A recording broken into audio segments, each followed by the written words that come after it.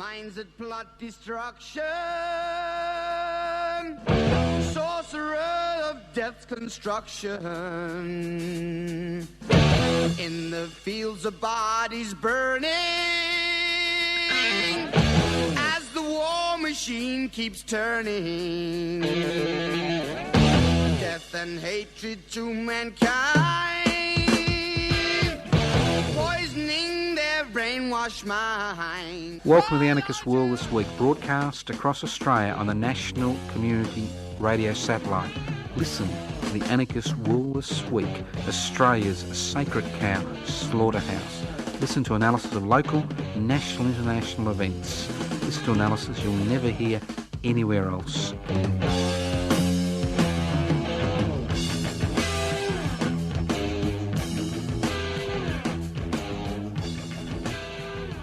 Hey, here we are on the Anarchist World This Week. My name is Joseph Toscano. I'm hosting today's program. You wonder what anarchy is all about? No, it's not about chaos. It's not about being aspirational, although you can aspire to other things than money. Anarchos, from the Greek, without rulers, not without rules. So the project for anarchists is, how do you create a sustainable community without rulers? And the best way that I know, and this is not an original idea, obviously, we only have one original idea in our lifetime, is devolving power. And you can devolve power through direct democratic processes. And what's a direct democratic process? Big word. It means the people involved in a decision make that decision and then elect or appoint delegates to coordinate those decisions at a local, regional and federal level. It's a society where wealth is held in common and used for the common good. So, boring, old ideas. If you want to be a billionaire, this is not the program for you. If you're a religious fundamentalist of any type, this is not the program for you. We don't take our orders from masters or gods, okay? We create our own reality. Now, for those of you who are interested, and I'm sure most of you aren't, the radio station that takes up the Anarchist World This Week on the Community Radio Network is 3CR in Melbourne. And obviously this radio station is one of the many radio stations, over 150, which are affiliated to the Community Radio Network, and each has its own way of surviving, because surviving as a community radio station is very difficult. Now, Community Radio 3CR uses a radiophone every year to attempt to survive. And not only survive, but prosper. Because community radio station 3CR is not dependent on government grants, corporations or advertising, so it is dependent on its listeners. And now, the Anarchist World This Week has been broadcast from the studios of Community Radio 3CR since 1977, 41 years of continuous broadcast on the Community Radio Network for almost 15 years. Now, I am trying to raise $11,300 for Community Radio 3CR. And currently we have $9,696.71. Don't ask me where the 71 cents came from, pledged. It'd be nice to get to a four-figure number. Now, I think I'm worth more than $9,696.71. So if you'd like to make a donation to Community Radio 3CR, you can ring right now on 039 419 8377 or go to the website and have a look how to donate. But obviously the Anarchist World This Week is broadcast courtesy of the Community Radio Network, courtesy of Community Radio 3CR in Melbourne.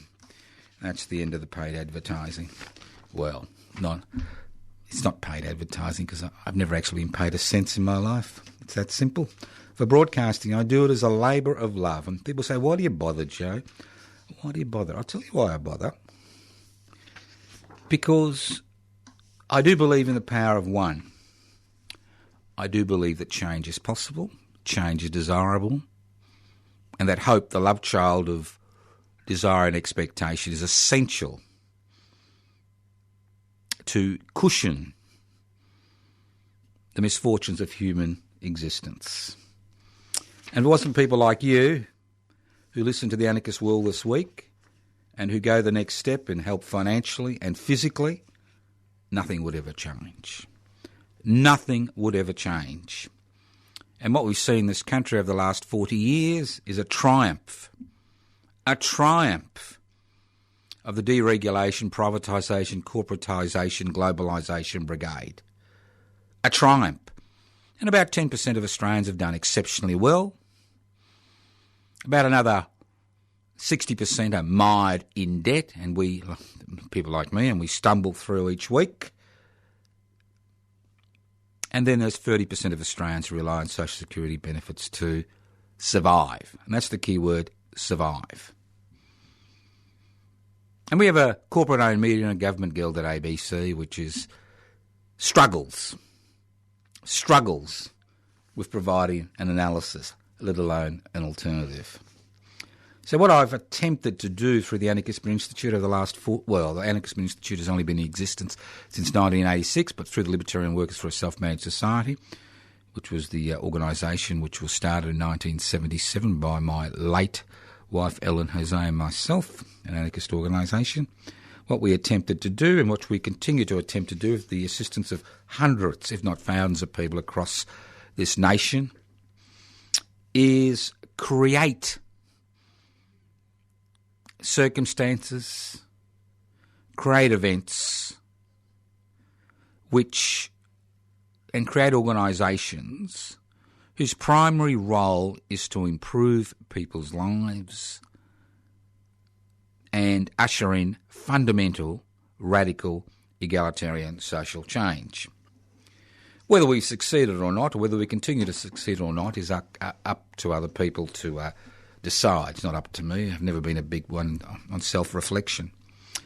So I want to talk about a number of initiatives that we've got going, a number of balls in the air. And I was at a circus. Now, there are no animals, you can relax. I was at a circus recently. And I was interested to see how many balls the juggler could juggle. And guess what? We're juggling more balls than any juggler. Now, we have a number of major campaigns have been launched, or I should say unleashed on the public. And whether these campaigns gain any traction isn't dependent on me and my ability to spruik the reasons why should people become involved, but totally dependent on you picking up that ball. Because anarchism isn't about centralisation, it's about decentralisation. Now, none of the things that we've got in motion. Public interest before corporate interest. We're still struggling to get members who are on the electoral roll, and that's the key thing, on the electoral roll, to register public interest before corporate interest as a political party. And it's quite interesting about political parties because with a federal election sometime next year, or maybe later on this year, it's interesting to see that the major political parties have actually removed the power of the rank and file to pre-select candidates for federal seats. The powerful Victorian Liberals Administrative Committee will be pre-selecting members directly. And the reason it's pre-selecting members and bypassing the Liberal Party membership is very simple, because the Administrative Committee in Victoria has been taken over by ultra-conservative religious fundamentalists who are very interested in rolling back many of the gains that have been made by people like you and me over the last 40 years. As far as social issues is concerned, not economic issues. We've never made any gains as far as economic issues are concerned, but as far as social issues are concerned. While on the other side, the Labor Party, the National Executive will be directly choosing candidates for the next federal election. So what about public interest before corporate interest? As I said, membership has been slow. Let's be realistic. Let's be honest. We only have about 350 of our 800 members who are on the electoral roll. Obviously, we accept people who are not on the electoral roll as members because we're not just a political party, we are also a social, not a social group, but social activists.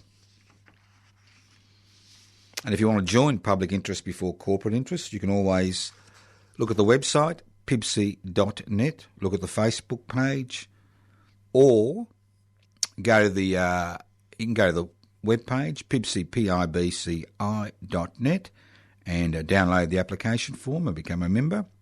Or you can ring on 0439 395 489 and I'll send you out some application form. Membership is free. It is for 3 years. Very simple. Now, in August, Saturday the 18th of August, from 10:30 to 3:30, there'll be a public interest before corporate interest Congress, and members will receive material in the mail in the next few weeks. You should all receive it by the end of July. But the next Congress will be on Saturday the 18th of August between 10:30am and 3:30pm at the Melbourne Unitarian Peace Memorial Church at 110 Grey Street in East Melbourne. And there are two sections to the Congress, apart from lunch. There's a section about PIBCI's latest initiative, Public Housing Everybody's Business, the 10-day rally on the steps of the Victorian Parliament House from midday the Wednesday the 14th of December to midday Saturday the 20th. Sorry, I got that wrong. Midday Wednesday the 14th of November to midnight Saturday the 24th of November this year.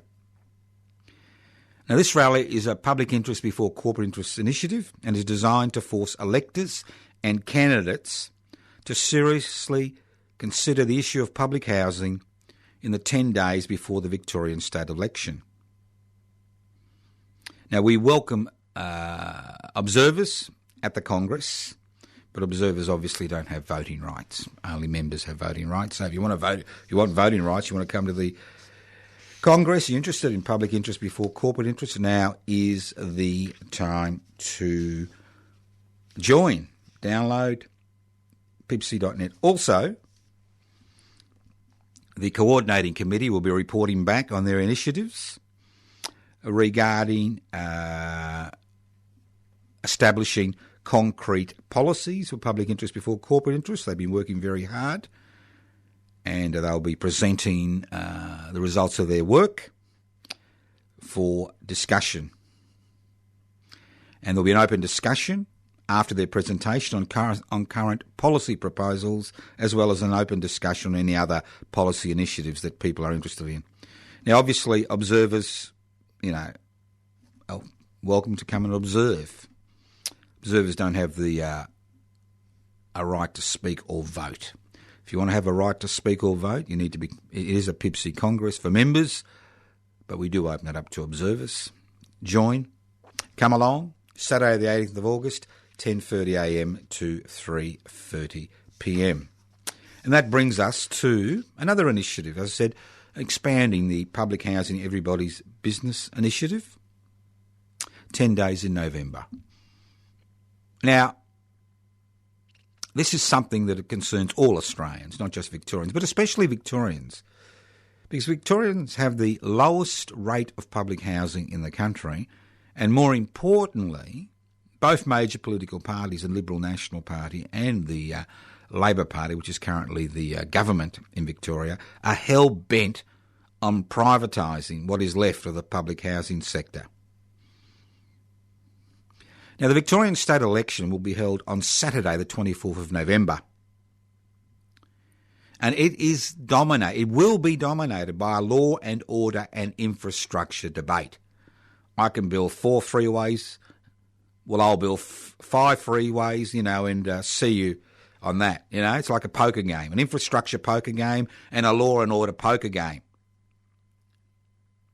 But when it comes to real issues, nothing. Unfortunately, public housing isn't on the agenda of both the Victorian Liberal Party and the Liberal National Party and the Victorian Labor Party government.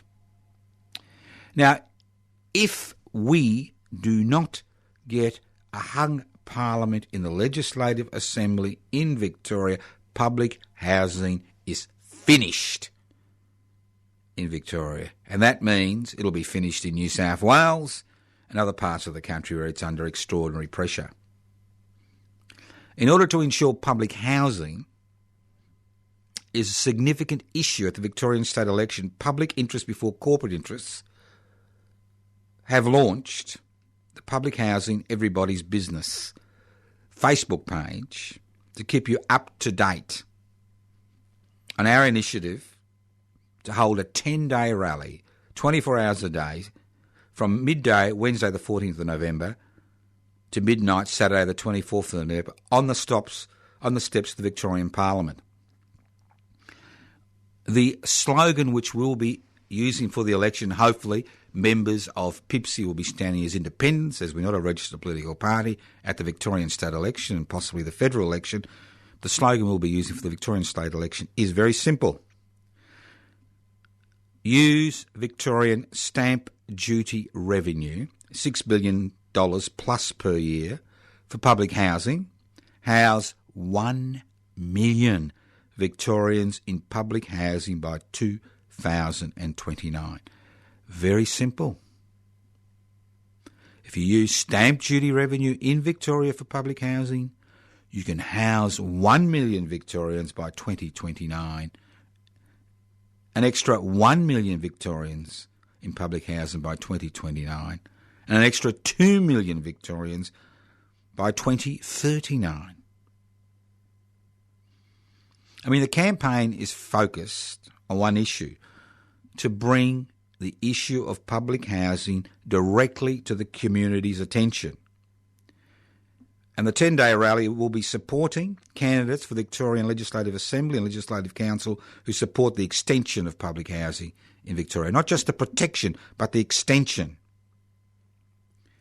Now, we need your practical support. Like everything else, we can unleash a campaign, but without your practical support, we will get nowhere.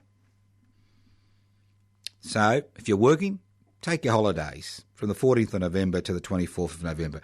If you're not working, organise your life so you can spend a few hours or a few days or the whole 10 days with us on the steps of the Victorian Parliament House to bring the issue of public housing to the public's attention and to ensure that public housing becomes a significant community issue, a significant electoral issue at the next state election. And don't forget, we are continuing to hold rallies on the steps of the Victorian Parliament House. That's Defend and Extend Public Housing. And the next one is on Wednesday, the 25th of July, on the steps of the Victorian Parliament House. Now, if public housing is an issue in where you live, whether it's the Australian Capital Territory, the Northern Territory, the West Australia, South Australia, New South Wales, Tasmania, Queensland, well, you know what to do. You can set up an organisation like Defend and Extend Public Housing. You can hold a 10-day rally on the steps of your local parliament. And if you're on the ACT, you can do it at Canberra. Because if all the major political parties have washed their hands of the idea of public housing, and if you don't take it up, it will disappear. I can guarantee you. Like the privatisation of the Commonwealth Bank and all the issues that have resulted as that privatisation, like the privatisation of the airports in this country and all the issues that have arisen as a result of the privatisation of airports in this country, like the privatisation of telecommunications, Telstra, or Telecom as it used to be called, and all the issues that have occurred as a direct result of the privatisation of Telstra, like the privatisation of Medibank Private, and all the issues that have occurred, negative issues, I'm not talking about positive, negative issues that occurred as a result of the privatisation of Medibank Private. And the list goes on and on and on, like the privatisation of the Melbourne Port, the privatisation of the Darwin Port, the privatisation of ports around this country, and all the negative impacts of that privatisation, the privatisation of essential infrastructure like electricity and gas, and all the horrible negative influences we see that occur as a result of a unified energy system being privatised and broken up into components to the private sector, and how each component needs to make a profit at the expense of the community, at the expense of energy security. And those of you who still remember Tony, what's his name, I think he used to be a former Prime Minister in this country, crapping on about energy affordability, will understand how divisive this issue has become within the Liberal National Party. And my apologies to the thinking members of the Liberal National Party have to put up with that garbage. And the list goes on, like the privatisation of nursing homes and all the negative issues, the privatisation of the Titles Office in Victoria. It goes on and on and on and on and on and on. Because if you have an economy which is dominated by the private sector, you see the results in the truncated banking and financial sector Royal Commission, which is currently running its course. You see the results. Because every privately owned organisation in a capitalist society needs to make a profit. If it doesn't make a profit, it can't raise capital if it's listed on the stock exchange. And if it doesn't make a profit and it's not listed on the stock exchange, it dies. So in order to make a profit, you need to do two things.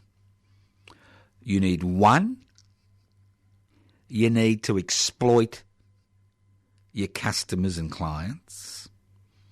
And two, if you've got a workforce, you need to exploit the workforce.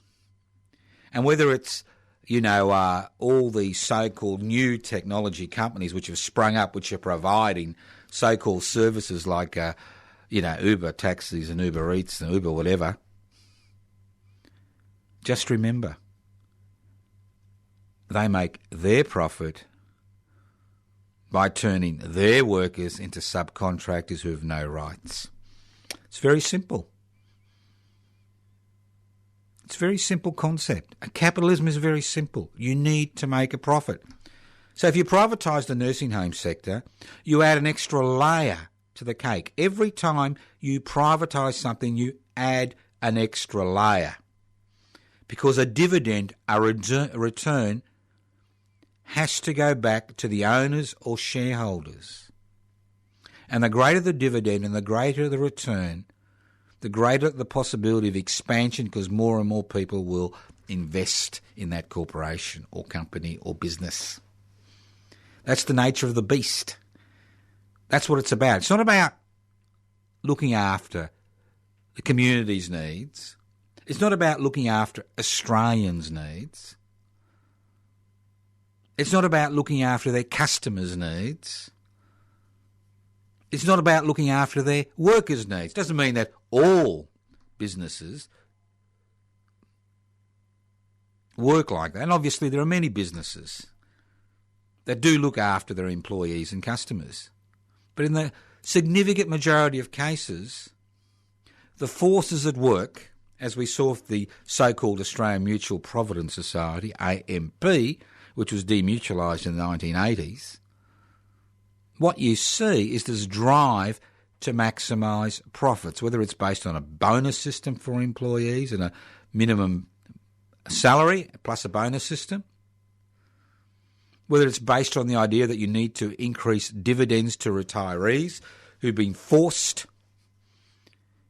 to invest in the private sector after they retire because of the privatisation of old age. That's right, the privatisation of old age through superannuation. So the list goes on and on and on and on. And obviously if you want radical change, even if you want reform, minor reform, like diverting $6 billion of stamp duty revenue into public housing in Victoria, simple reform that needs a vote in both Legislative Assembly and Legislative Council. Nothing, you don't need blood in the streets. You don't need a long campaign. A simple reform, bang, you house 1 million Victorians in 10 years. No, you go the other way. You privatise it. You add an extra layer to the cake. You add the creamy layer on top. So, think about it. Join Pipsy. Come to the Congress. Come to the 10 days in November. Now, obviously, we've got a lot of other issues that we're running at the same time. Now, I'd like to remind people who are in Melbourne that Friday the 6th of July, there will be a commemoration held at the Brunswick Town Hall at 6 p.m, 6 p.m. to 9 p.m, which is in Sydney Road, Moreland, Brunswick Town Hall, at 6 p.m, which has been organised by the West Papuan community to remember the Biak massacre, where over 100 West Papuans were massacred in 1998 in Biak in West Papua. I think the entry fee is $15, which includes dinner and a bevy of interesting speakers. And while I'm speaking about that, don't forget that we're always looking for members, new members for the West Papuan Rent Collective. The West Papuan Rent Collective pays, which I'm the convener of.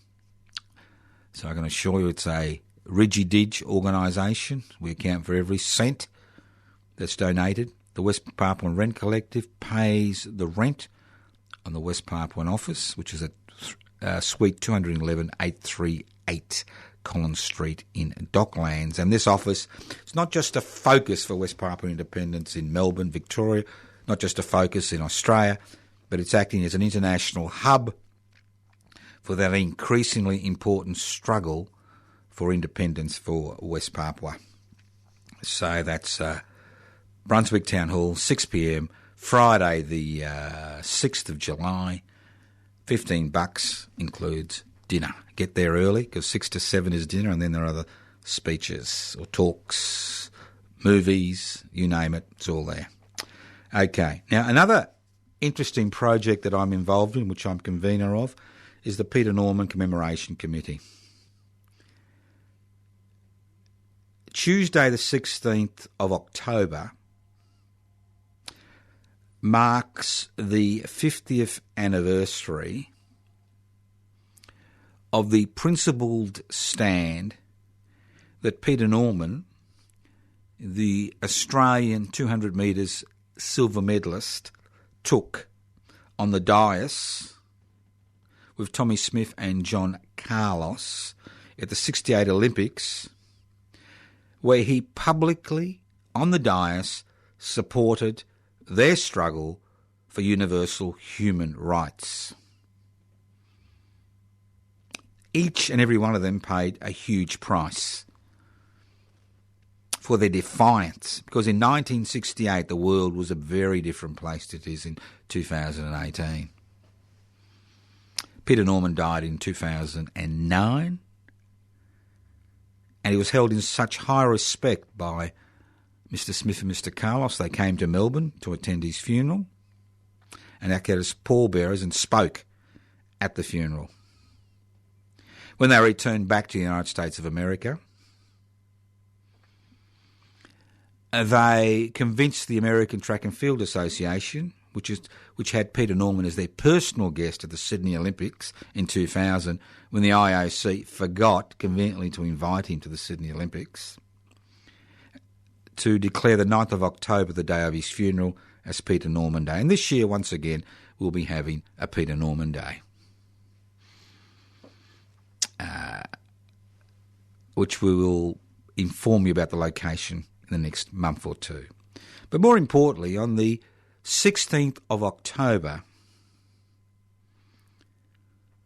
we are having I Will Stand With You Universal Human Rights 1968 to 2018 and beyond summit.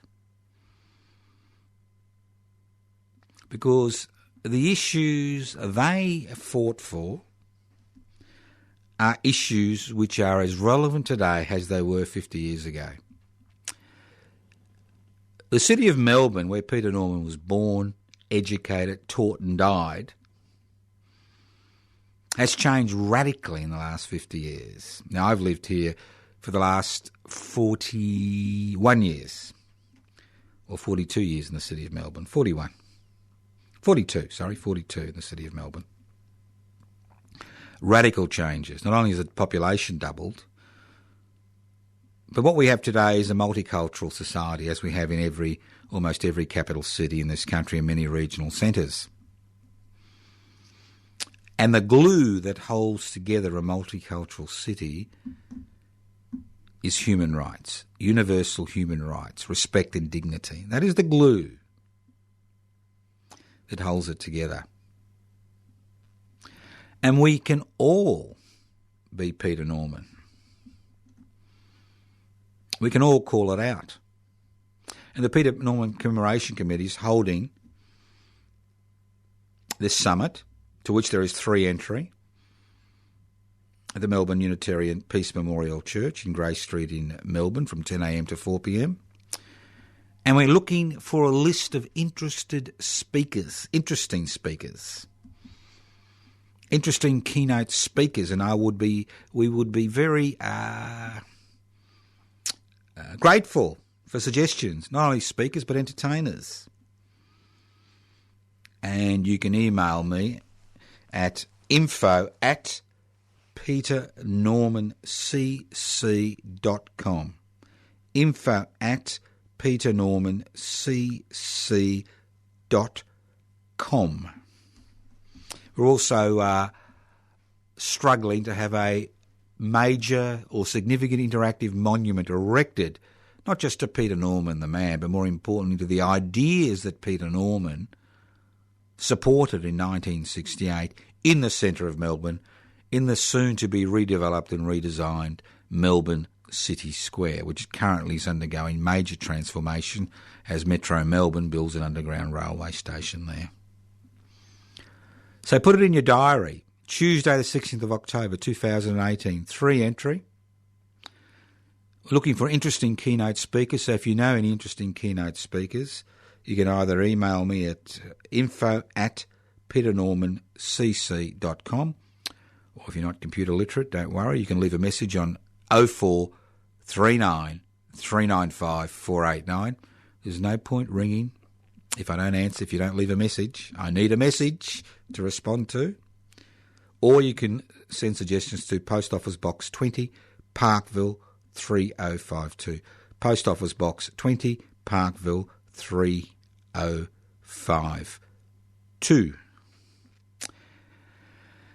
Okay, let's move on. And those of you who are interested in, well, we've got other things coming up. Always something coming up. You've always got the Wednesday Action Group in Melbourne. You've got the Francesco Fantine Memorial, which will be held in Murchison on Sunday the 11th of November. And then obviously you've got the Eureka celebrations in Ballarat, which the Reclaim the Radical Spirit of the Eureka Rebellion Celebrations Committee has been holding since 2002. That go from 4 a.m. to 10 p.m. with dinner down at the Crown Hotel. But we'll tell you more about that. But they're dates you can put into your diary. So there's always something happening. And that's what the Anarchist World this week is about. It's not just about giving you erudite or boring analysis of what's happening in the world today, but it's much more. It's about organising events, organising issues, reclaiming history, reclaiming our past, because there's nothing more important than reclaiming your past, because if you don't have a past, you don't have a present. You don't have a present, you don't have a future. It's that simple. All right, let's move on. A little bit more boring analysis, because sometimes we need a little bit of boring analysis to understand what's going on around us. Now, there are... Interesting that Nauru has banned the ABC from going to Nauru. I don't know why. I mean, the ABC is a shadow of its former self because it's been gelded by the Australian government, courtesy of the Institute of Private Affairs masquerading as the Institute of Public Affairs. But it's quite interesting that even a mildest reformist organisation, the Australian Broadcasting Corporation, is seen as persona non grata in Nauru, which is basically a colony of Australia. Let's get this right. if it wasn't for the asylum seekers' money, which is pouring into Nauru, the place would have been bankrupt years ago. But what I'm interested in is this concept of universal human rights that Peter Norman reflected in his actions, where he had a choice. He could have supported them or not supported them. He made the decision to support them.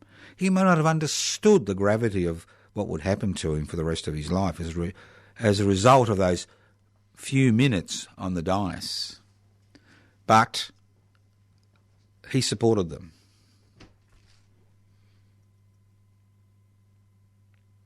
So this concept of universal human rights is extraordinarily important. Extraordinarily important. It's not just... Because when you extend this to the asylum seekers, most of whom have been proven to be genuine refugees, in inverted commas, whatever a genuine refugee is, on Nauru and Manus Island, you begin to understand how little protection there is for people who find themselves in extraordinary circumstances.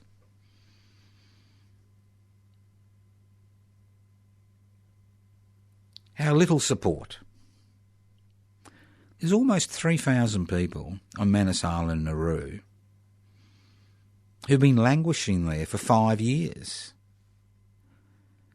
because they had the audacity to seek asylum, which is not a criminal offence.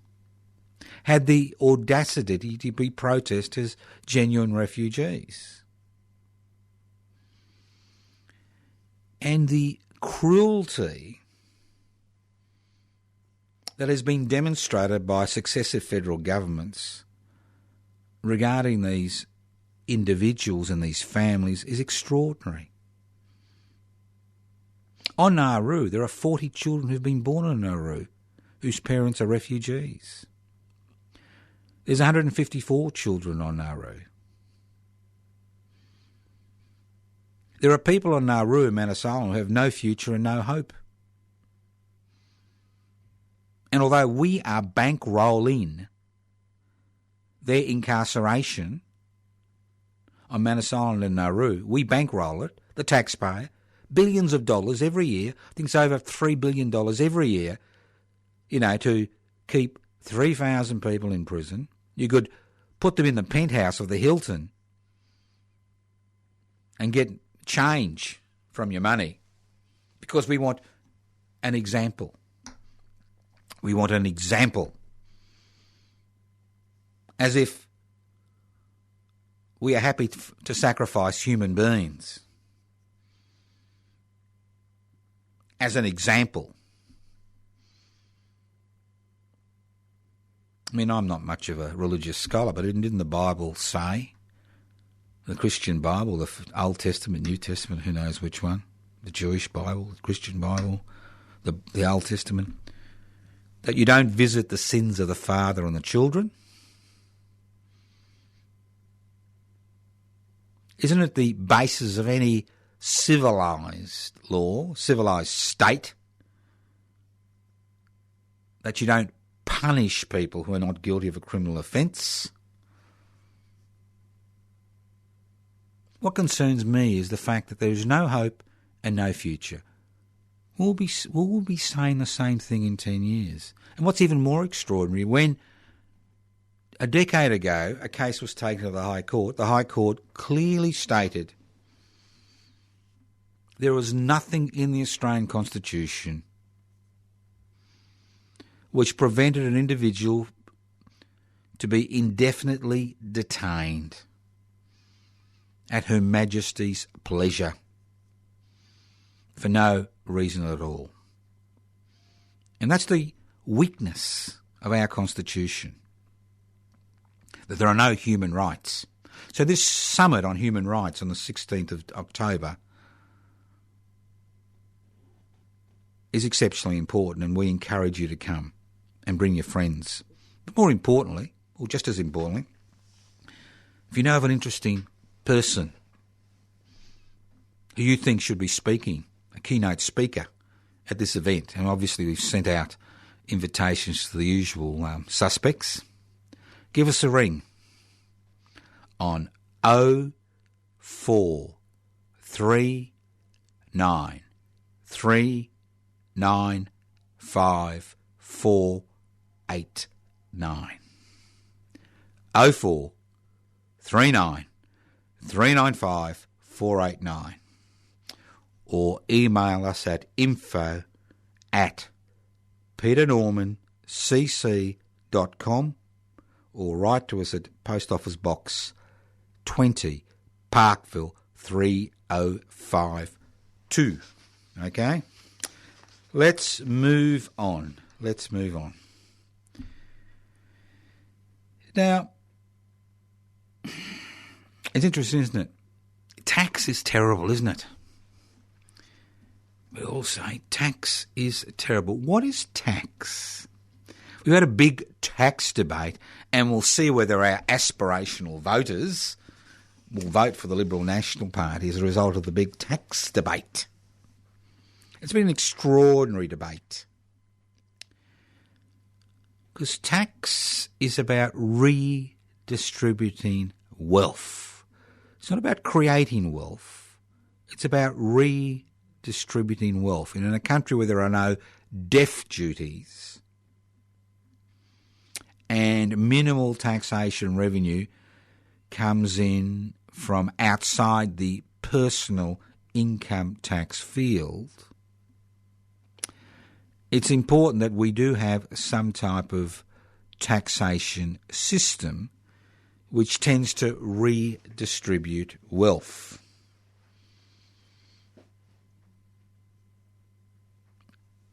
So, what a fantastic debate we've had in this country in the last 2 weeks. Hasn't it been fantastic? Those mealy-mouthed crossbenchers, including good old Senator Lionhorn or Lawhorn or whatever his name is, mealy-mouthed. I'd wash out his mouth with soap and water. If it was my mum, I had my mouth washed out for soap and water for that type of commentary. That's what we need to do. Well, no, the Senate needs to do it, not us.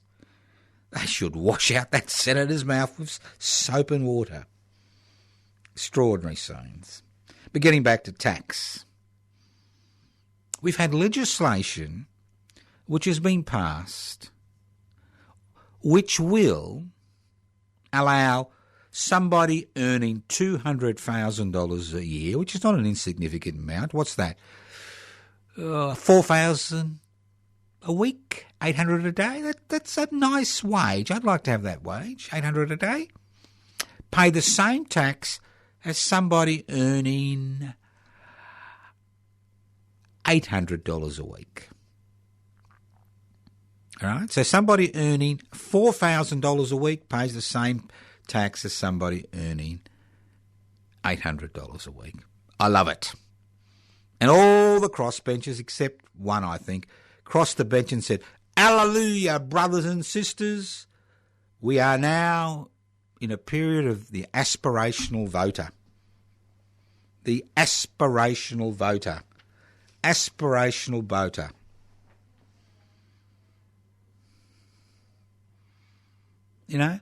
Aspirational voter. So what are we supposed to aspire to? I was born in this country. What do I have to aspire to? What is an aspirational voter? An aspirational voter is somebody who wants to make more and more bucks for themselves and their family. Is this what we've been reduced to as a nation? Is this what we've been reduced to? That we aspire to enrich ourselves at the expense of those around us? Is this what it is to be an Australian in the land of milk and honey, the land of opportunity? That we aspire to enrich ourselves and our families? Is this it? Is that it? Is that all there is? I remember this song. Is that all there is? Is that it? Is that the purpose of human existence in the land of Oz? I've got tears running down my face, not because I'm crying, because I'm laughing. Shouldn't we aspire to a few other things? Maybe aspire to create a more egalitarian community? Maybe aspire to solve the housing crisis? Maybe aspire to resolve the Manus and Nauru Island impasse? And if you do live in Melbourne, there is a regular demonstration at the State Library at the corner of Swanson Street and I think it's Latrobe Street every Friday at 5:30 p.m. for refugees. So there are people who care. But governments in opposition don't give a shit. So is this what we aspire to? Do we aspire to become rich and powerful? Do we aspire to destroy the taxation system so there is no redistribution of wealth? Do we aspire to let the corporate world, do what they like because we refuse to pass regulations to regulate their behaviour when we know all they're interested in is making a buck? Look at their mission statements. Look at their mission statements. And all those of you who say, oh, Joe, we need them, we love them, we want them. They provide jobs. Well, there's other ways of creating jobs, boys and girls. You don't need corporate capitalism to create jobs. You can create jobs by creating cooperatives and collectives where you remove the investor.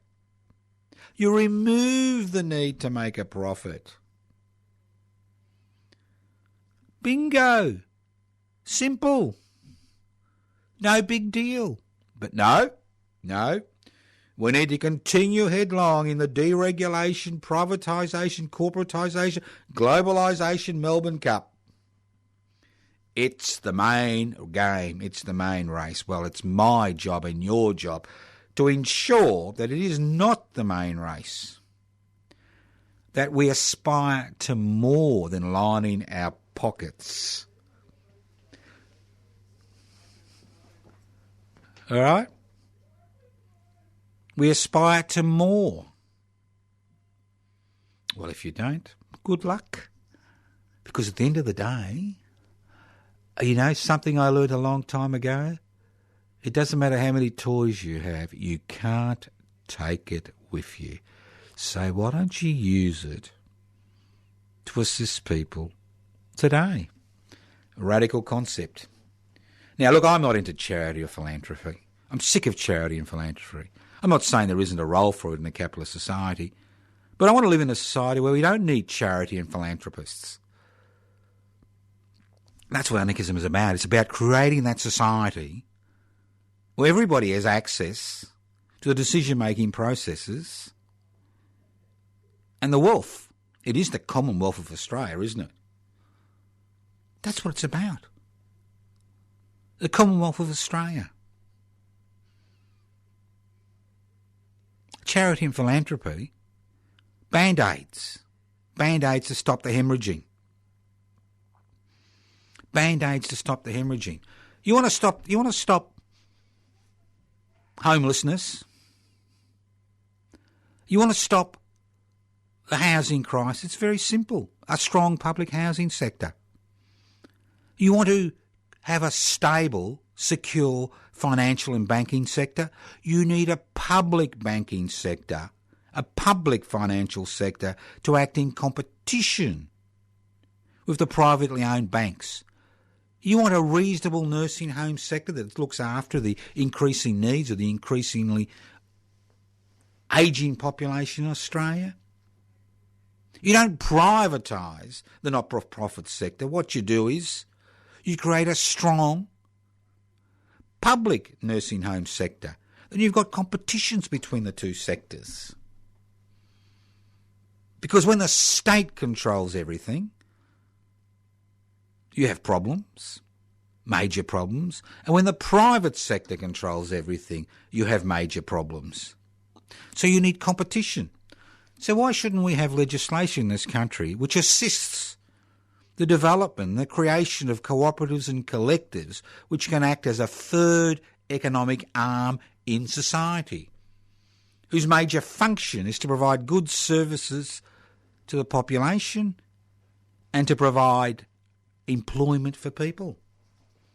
1% of the $1 trillion which is held in superannuation funds today, 1% lent to the cooperative and collective sector could see a burgeoning expansion, a booming collective and sector. So think about it. There are a lot of things you can think about, but I can think about all the things in the world. This morning I was thinking about this and that and this and that and this and that, and then I looked outside the window and I thought, I'd like the sun to be there, but it wasn't there, so I've just got to deal with what I've got. And it's the same when you look at society around you. You'd like this to happen, you'd like that to happen, but it's not there. It's not there. You've got to create it. So, further information, go to anarchistmedia.org, anarchistmedia.org. You can go to pibci.net. Facebook pages to look at. You can go to my own personal Facebook page, Toscano for the Public. You can go to the Peter Norman Commemoration Committee Facebook page. You can go to the Defend and Extend Public Housing Facebook page. You can go to the Public Housing Everybody's Business Facebook page, and the list goes on. You go to the Francesco Fantine Facebook page. There's so many Facebook pages. You get RSI going to all of them. But more importantly, look at the events that have been organised. Come and join us. Look at the events other people have organised. Come and join us. There's nothing like feet in the streets, to change things. Every major change that has occurred has been initiated by a small group who've convinced a majority to make it an issue. So join us today, get active, do things, get out. Doesn't matter where it's cold, put on a coat. Thank you once again for listening to the Anarchist World this week, courtesy of the Community Radio Network, broadcasting across Australia. This program is podcast. You can access the podcast by going to 3cr.org.au. Send the podcast to your favourite corporate giant.